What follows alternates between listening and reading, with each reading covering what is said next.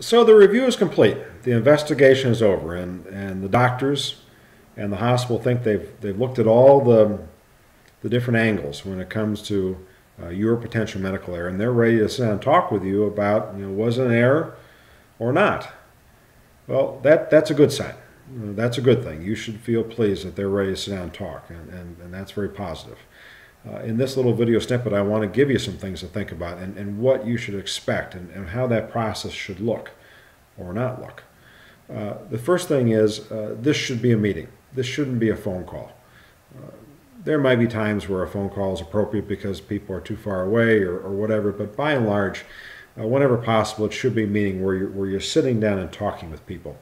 Moreover, you should be able to bring whoever you want to that meeting, within reason. You can't bring the whole entire extended family. You can't bring a mob, but you should be able to bring some family members.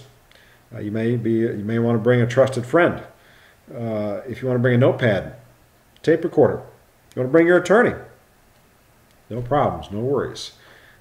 If, however, when you're scheduling this meeting and you want to bring these people and they say no, you can't. No, you can't bring your lawyer. No, you're not allowed to bring a tape recorder. We only want you to have one other family member, or we just want you in there. We're not going to talk to anybody else. Then that should put your flags up, and you should really be concerned or worried about this. Likewise, if you show up for a meeting and you're there with your lawyer, or you have a bunch of people and they try to close them out of the meeting, that should raise your flags. Because at the end of the day, if the hospital has truly done their review and it was a fair, honest review, and if, for example, they made a mistake and they're ready to apologize and own it, they should be happy for anybody to hear that. Likewise, if it wasn't a mistake, despite the outcome, the care was good, again, they should be happy for anybody to hear that, including a lawyer. Now, if you have a lawyer in there, they probably are going to have their lawyer in there, which is fine. Fair is fair. This is not going to be a meeting that the lawyers are going to run. This is a meeting really for the benefit of the doctor and the patient and family. During this meeting, you should expect to initially hear more empathy. Again, Mrs. Jones, we're sorry this happened. We feel bad for you and your family. Then they should start to pretty quickly explain the results of the review. It should be done in a jargon-free, technical-free manner. It should be understandable to anybody. And sometimes doctors and nurses, even when they're trying to communicate with the rest of us, it's too easy for them to slip into medical leads. And if that's the case, in this meeting, you need to stick your hand in the air and say, "Doctor, I just don't understand. Could you please slow down?" Because sometimes doctors talk very fast. Please slow down. And please use plain language, because I just don't understand you. And on that point, you should ask any question you want. This meeting is for everyone's benefit, but especially yours. Ask any question you want, and as you come in the meeting, think about questions you want to ask. Moreover, remember, as part of the review they should have interviewed you.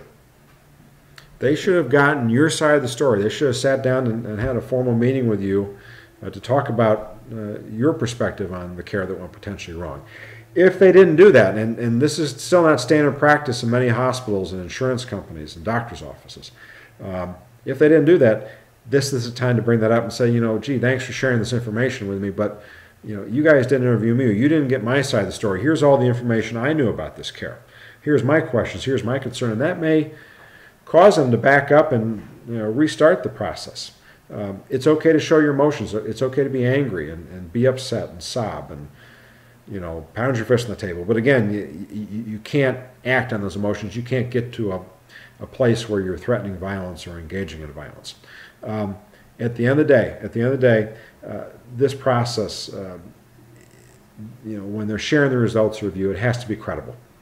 It has to appear credible to you, and that starts with having a meeting, a face-to-face meeting, because that's when you can really look into people's hearts, their souls. Being allowed to bring whoever you want to that meeting without any limitations, and explaining stuff to you in an understandable manner, and allowing you to ask any questions you want, and also put it at the end of the deal, putting it in writing.